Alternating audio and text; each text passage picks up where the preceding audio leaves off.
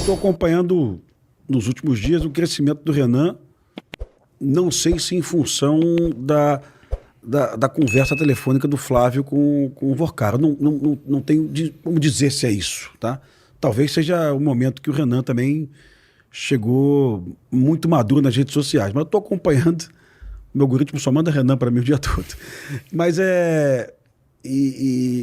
mas a pesquisa da semana passada, o Renan já tinha subido bastante. E eu te pergunto, a grande mágoa, eu sou de direita, irmão, a grande mágoa dos eleitores de direita da minha rede, eu tenho 1.600.000 seguidores, é que o Missão, ou então o MBL lá atrás, pregou o voto nulo no momento que o Bolsonaro precisava dos votos de toda a direita para vencer o Lula. E até hoje tem gente que fala para mim, eu não voto no Missão por causa disso. Esse seria o motivo que me afasta do Missão. Vai ser de novo assim esse ano, irmão? Sim, com certeza. Sempre que necessário será. Não tem o menor problema de falar isso? Não tem o menor problema de falar isso, porque é o seguinte, quem elegeu o Lula foi o Bolsonaro. Foi o voto nulo do MBL. Se o Bolsonaro, olha só o que eu escutei de um ministro do Bolsonaro. O Bolsonaro se esforçou muito para perder a eleição e quase não consegue. O Bolsonaro perdeu para ele próprio. O Lula não teve mais votos porque o Brasil foi mais para a esquerda, queria o PT. O Brasil ainda estava e ainda está num clima de direita, tanto em 2018 e 2022 e continua agora em 2026. O Bolsonaro perdeu porque ele reviveu o Lula. Não fosse o Bolsonaro, o Lula sequer estaria solto. Foi por decisão do Procurador-Geral da República do Bolsonaro, do ministro Supremo indicado pelo Bolsonaro. E no final das contas ele terminou fazendo a mesma coisa que o PT. Foi pego, eu era presidente da Comissão de Educação, o ministro dele foi pego com barra de ouro em propina. O que ele fez? Passou pano. Acabou com a Operação Lava Jato, bateu no peito e disse isso com orgulho. Todos da Lava Jato foram soltos porque a Procuradoria-Geral da República, do procurador indicado por ele, proibiu força-tarefa. Nulidade, parcialidade do Moro acompanhada pelo Cássio Nunes, ministro indicado pelo Bolsonaro, e agora a gente vendo um monte de rolo também aí do Cássio Nunes, quando a gente tinha a oportunidade histórica de ter 2 cadeiras de ministros que fossem fazer um enfrentamento contra os abusos da própria corte, não foi o que aconteceu. Na economia, o Bolsonaro furou o teto no primeiro ano, antes da pandemia, 2019, furou o teto de gastos. Depois, fez a mesma coisa que a Dilma fez nos 2 mandatos, pacote de bondades com a PEC Kamikaze. Mais de 100 bilhões de reais de rombo fora do teto. Então, enquanto Bolsonaro estiver politicamente vivo, o PT continua no poder. Da mesma maneira como o PT também retroalimenta o bolsonarismo. Olha só, o Flávio ele é o inimigo perfeito pro PT. E isso eu falo, eu converso com o petista, com o bolsonarista, com o centrão, com todo mundo dentro do Congresso. Os bolsonaristas admitem nos bastidores que o Flávio é o péssimo, é o pior candidato. E os petistas comemoram, estouraram o champanhe de saber que o Flávio era o inimigo, porque é o cara que tem mais telhado de vidro. Imagina, a direita perde completamente qualquer discurso de enfrentamento à corrupção. Que moral qualquer direita envolvida com o Banco Master tem para falar de Petrolão? Porra, como é? O Flávio vai falar, não. Primeiro, ele disse que não conhecia o Vorcaro. Aí, porque as mentiras em sequência já são prova de culpa. O cara não mente se ele tiver tudo às claras, ele vai lá e entrega. Já teve acusação injusta contra o MBL de dizer que a gente lavou 200 milhões de reais em superchat no YouTube, que é mais do que o faturamento do YouTube. O que a gente fez? Ficou criando mentiras em sequência? A gente falou, não precisa nem pedir nossa quebra. Toma todas as nossas contas. Acabou a denúncia. Agora o Flávio não. Você teve o filme bancado? Nem conheço o Vorcaro. Saiu a mensagem? Não. Conheci o Vorcaro, mas antes de saber que era ladrão. Bom, você visitou depois que ele estava preso? Não, mas hora para encerrar a relação. Então, peraí. Eu tenho intimidade suficiente para te pedir 60 milhões de reais pelo WhatsApp. Mas para encerrar a relação, preciso ir pessoalmente? Pô, vocês eram casados? Então, não há... É a destruição completa da direita, a gente sujeitar a direita ao Bolsonaro e ao bolsonarismo. Então, sim, a gente teve a postura correta e a gente mantém a nossa postura correta. Nós não tivemos a culpa de perpetuar na liderança da direita o inimigo perfeito e aceito para o PT. Lula era para estar preso, inelegível, o PT era para estar destruído. 2016, quando a gente derrubou a Dilma, a gente ia fazer campanha municipal, o PT escondia o vermelho e a estrela. Eu lembro disso. Fazia campanha com azul, com verde, com laranja. Né? Hoje não. Hoje é petista apontando o dedo na cara, falando, e aí? E Banco Master? E rachadinha? Ô, porra, e aí eu pelo menos tenho a liberdade e o alívio de não ter que defender nada disso. Porque, infelizmente, boa parte daqueles que se elegeram com o Bolsonaro pode até reconhecer no bastidor que é ladrão, que é bandido, que não quer apoiar o Flávio, mas que não pode se indispor publicamente, senão não se elege mais. Mas que eu vi uma coisa, não de candidatos, mas eu vi algo esses dias que eu nunca tinha visto. Eu vi Coppola, Constantino, Alexandre Garcia, eu acho que Pavinato também. Esses caras são bolsonaristas firmes demais. Esses caras se indignaram e foram para as redes, né? Um mais tímido, outro mais contundente, mas todos foram. Tu percebeu isso? Sim. E para onde isso está caminhando, cara? Não, acho que, primeiro, isso só mostra... Porque um discurso que a gente escuta, que é o discurso de quem te fala isso, Sim.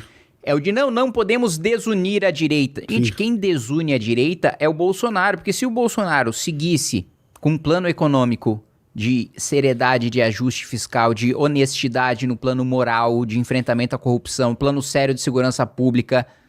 Passou o governo Bolsonaro todo. Ele era presidente da República.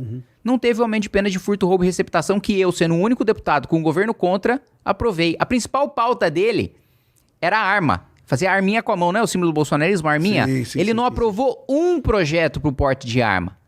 Os CACs estão destruídos agora. Disso. Ele não aprovou um projeto, fez um decreto vagabundo que vem o Lula e na canetada desfaz. Mas eu falo isso para os colegas de CAC, eu digo que se lá atrás nós colocássemos isso como em votação, isso não estaria fragilizado, o decreto era muito frágil, né? Eu falo isso para todos os colegas e também digo que muita coisa no decreto eu não gostava também. Eu acho um absurdo o cara já comprar o fuzil muito rápido. Eu acho que ele tem que ter uma história como atirador. Ele tem que promover disciplina, né? Assim também, como eu vi aquela tragédia agora no Rio Branco, no Acre, um adolescente assassino, ele pegou a pistola do padrasto em casa e matou 2 professoras e tentou atirar numa amiga. Chegou a ver isso? Não vi. Cara, uma tragédia, cara. E eu peço atenção sua para isso, porque Columbine, nos Estados Unidos, tem 25 anos. Tiros em Columbine, né? Foram 12 crianças mortas. Mas se você somar as nossas ações em escola, Suzano, Aracruz, Realengo, agora Rio Branco, nós tivemos 55 professores mortos no Brasil nos últimos 15 anos e 148 pessoas feridas, entre alunos, professores, merendeiros, né? Então o Brasil já vive um fenômeno bem parecido com Columbine, viu? E, eventualmente, não sempre, as armas são registradas sim. A ocorrência no Espírito Santo foi com 2 armas de um policial. O filho pegou a arma do pai. Essa agora em Rio Branco foi com a arma do padrasto, arma registrada. Aí quando tu pega o código, o Estatuto do Desarmamento, a lei de negligência com a arma, né? O cara tem a tutela da arma, mas não tem cuidado. Esse pai vai ser condenado de 1 a 3 anos de cadeia, vai cumprir no semiaberto, né? Não vai cumprir nada, vai restritivo de direito. Né? Aí eu digo pro colega que é CAC, olha, eu tô do teu lado, mas vamos combinar o seguinte, se teu filho usar tua arma para matar o coleguinha, tu vai ficar preso durante 50 anos, tá bom? Tu concorda com isso aí? Concordo plenamente. Pô, os Estados Unidos, Texas, né? Você vai lá, você pega, sei lá, da mesma maneira que a gente coloca a moeda e pega um chiclete na maquininha, lá você pega um revólver. Sim. Agora, você sacou, apontou pro cara e não tinha razão, meu irmão, é cana. Não precisou nem matar, não precisou nem atirar. Você sacou pra fazer merda, é cana. Eu concordo plenamente com você. E Kim, uma questão aqui, cara, nessa evolução, eu sei que tu não deve estar feliz com o que você está vendo. O brasileiro não tem que estar feliz com essas. O brasileiro não tem que estar feliz com as notícias sobre Banco Master. É uma tragédia nacional isso. Parece que está todo mundo envolvido nessa porra no país. Mas isso favorece claramente a omissão. Tá percebendo isso? Sim. E qual vai ser o futuro do Missão em função desse escândalo, cara? Olha, eu tenho muita convicção de que a gente vai ganhar. essa eleição para a presidência da República. Eu tenho muita convicção. Primeiro porque não vai parar, e a gente fala, nós somos o primeiro grupo a organizar manifestação contra Banco Master, a mostrar a magnitude desse caso, quando a imprensa não dava devida importância, a classe política não dava devida importância, os nossos próprios seguidores não davam devida importância, e a gente insistiu, a gente continuou se manifestando, a gente continuou falando de todos os nomes envolvidos. Eu me lembro 2 manifestações atrás da gente falando do Ciro Nogueira. Ciro Nogueira agora, quando a gente falou, nossa, imagina, falar do cara poderoso assim e tal, não pode, ele vai processar vocês vão ser condenados, agora o cara tá prestes a ser preso, né? Só então, para o nosso público, o Ciro Nogueira queria aumentar o FGC de 250 mil para 1 milhão de reais. Né? Ia provocar um fluxo de capital para o Banco Master incrível em 5, 6 meses. Ele ia quadruplicar o rombo do Banco Master. Ia quebrar o sistema financeiro brasileiro, né? Exatamente. Possivelmente o Ciro Nogueira ia quebrar o sistema financeiro brasileiro. Sim, a gente ia ver um Lehman Brothers aqui, né? Sim. E nós temos a venda do BRB também, né? Também a venda do BRB. E esse é um ponto, antes de eu continuar, que o fato do presidente do BRB estar negociando a delação, e agora o Vorcaro teve uma delação negada, né? Que também isso é importante esclarecer. Às vezes fala, a PF nega o acordo de delação do Vorcaro. A PF quer blindar, é porque a PF não quer mexer com os poderosos. Calma, gente. A PF nega quando o cara entrega pouca prova, entrega gente pouco importante, né? O cara ter obrigação numa delação de entregar quem tá acima, né? Eu não posso ser o presidente da empresa, vou fazer uma delação para entregar o faxineiro. Não, delação precisa entregar quem tá em cima. Então, o Vorcaro já é o Vorcaro. Quem tá acima precisa entregar ministro supremo, precisa entregar ministro de Estado, precisa entregar senador, precisa entregar deputado, precisa entregar gente que tinha ascendência sobre ele no esquema, né? Esse é um ponto. Mas o outro ponto é que você tem uma corrida agora de delações, porque o presidente do BRB tá preso e negociando delação. E quanto mais o presidente do BRB entrega, menos vale a do Vorcaro. E o Vorcaro não aguenta a prisão. O Vorcaro é um playboy. O Vorcaro tava dando soco na parede, sangrando a própria mão, de ataque de histeria. O pai dele surtou também dentro hoje, da cadeia. O pai dele surtou. O pai dele também? Não tinha visto. O pai dele surtou hoje. Então assim, cara, não é um cara que, por exemplo, o Dirceu. O Dirceu tá envolvido no mensalão, foi condenado por roubo, é ladrão, roubou, mas ele é guerrilheiro. Ele é um cara que foi o seguinte, ficou quieto o tempo todo por lealdade ao seu projeto de poder. Não entregou o Lula, não entregou ninguém. Ele poderia não cumprir nenhum dia de cadeia se ele entregasse o Lula. Não entregou porque o cara é guerrilheiro, né? O Vorcaro não. O Vorcaro não é um bandido guerrilheiro. O Vorcaro é um bandido playboy, que não tem nenhuma fidelidade a uma pessoa ou a um projeto de poder ou ao idealismo ainda que distorcido e canalha. Não. Cara que só queria ganhar dinheiro e viver uma vida boa, né? Então, eu acho que isso está prestes a sair. Mas voltando... Nós somos a única pré-candidatura, o único partido que tem independência para falar de Banco Master de tudo quanto é lado. E tem PT com o Lula chamando... Onde já se viu? O presidente da República chama um banqueiro notoriamente corrupto, porque o papinho de... conheci em 2024, quando ele era levado como uma coisa séria... Me desculpa, todo mundo em Brasília, no Congresso, no mercado financeiro, já não sabia que o Vorcaro era sério em 24. Podia não ter processo de liquidação no Banco Central, mas já tinha 30 avisos do Banco Central. Todo mundo, e todo o mercado, toda a Faria Lima, que também vendeu o CDB do Master, né? Também não dá para se fazer de inocente agora. Sabia o que estava fazendo. Porque se desse para ter um CDB tão competitivo, eles estavam vendendo os próprios. Eles sabiam que não era e estavam vendendo o Master mesmo assim. Então, isso contribui porque nós temos independência para falar disso.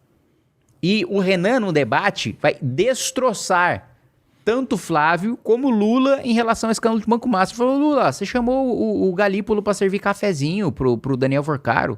Você chamou o ministro de Minas e Energia para tratar dos negócios de roubo do Vorcaro no setor de Minas e Energia. Lewandowski era consultor do Master. O Guido Mantega... Guido Mantega também. Foi o articulador disso, indicado pelo Jacques Wagner, que também tinha participação do Augusto Lima na Bahia.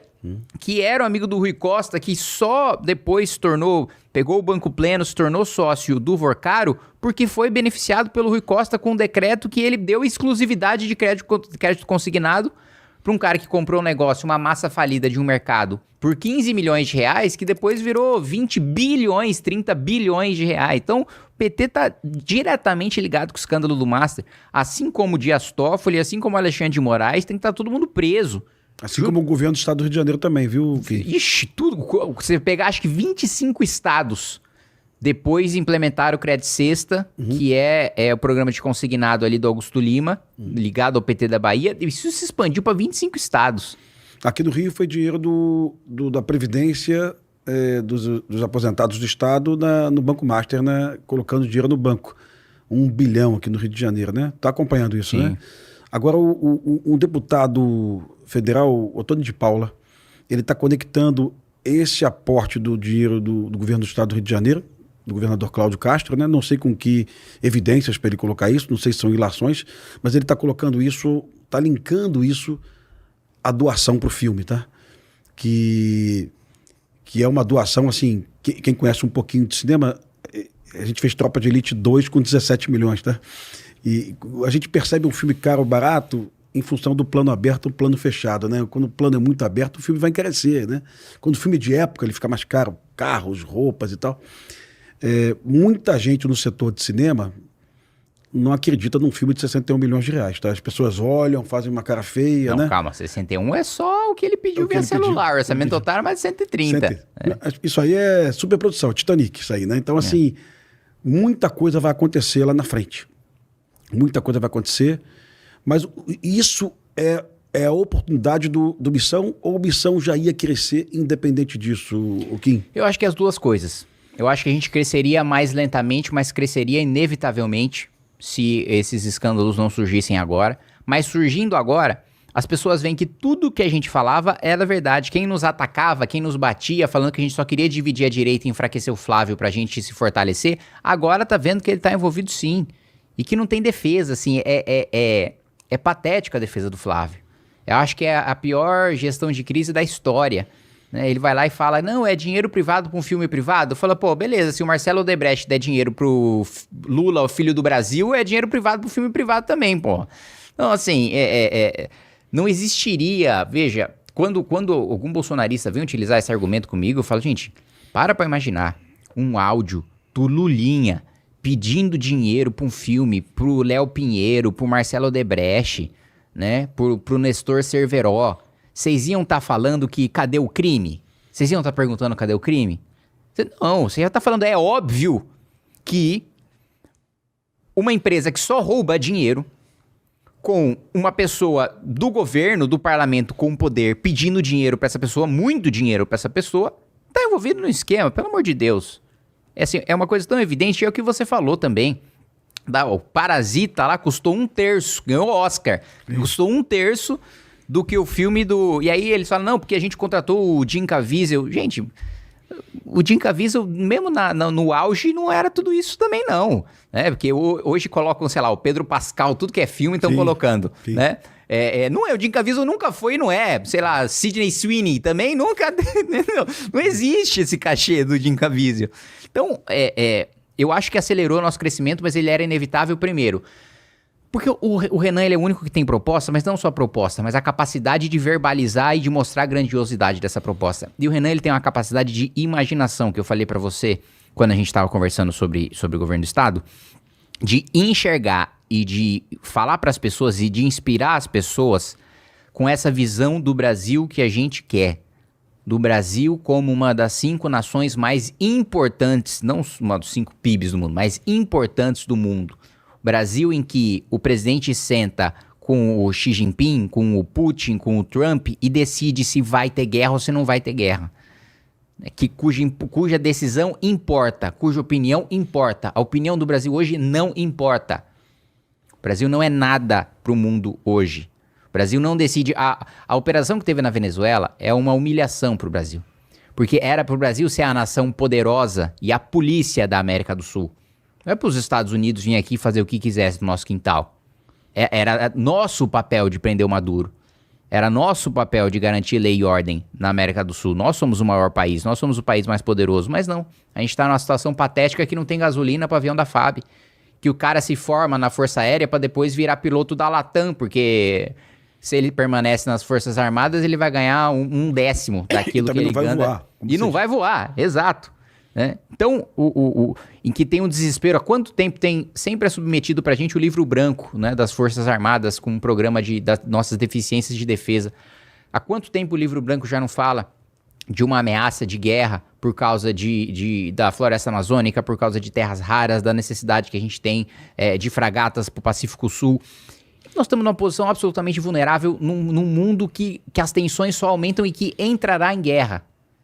E que, se a gente permanecer na situação patética que a gente está hoje, nós seremos obrigados a ser vassalo de algum dos lados da guerra. Ou a gente vai ser vassalo de China, Rússia e Irã, ou a gente vai ser vassalo dos Estados Unidos e Europa.